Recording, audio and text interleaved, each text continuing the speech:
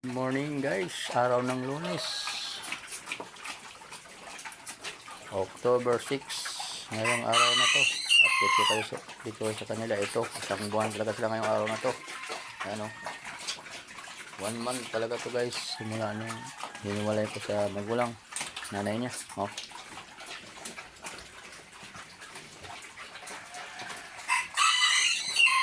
Yan talaga yung mga pinagpaguran natin, pinaghirapan natin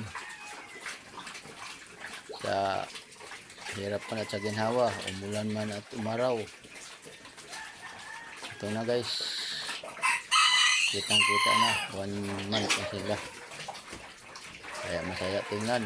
Marang talagang kitang kita mo sila na maganda yung mga pangangatawan nila, pareusog lang.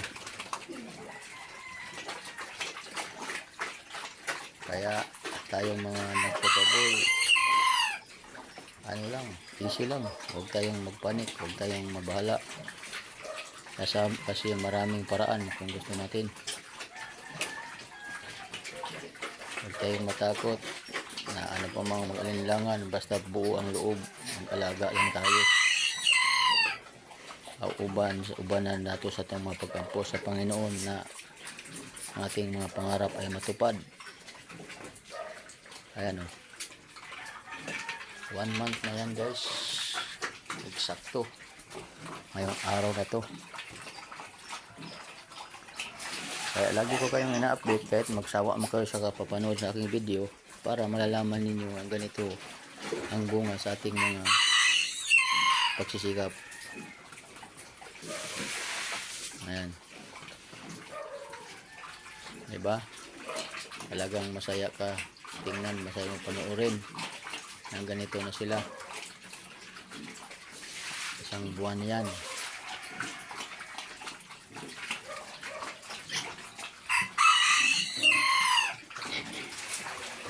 Kaya tayo mga nagbababoy, salig lang sa taas, sa Diyos. Walang imposible sa Kanya kung mananalig ka lang. Kung anumang pagsubok na darating sa buhay, kayanin natin, kasi tayo lang nagdadala nun. Walang ibang makakatulong kundi sarili lang natin at ating pamilya, tayong mag-asawa.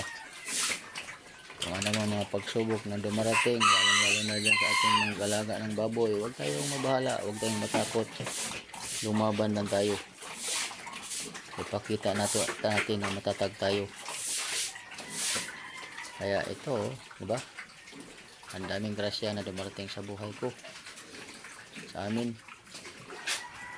Blessing talaga to guys, talagang tunay na blessing,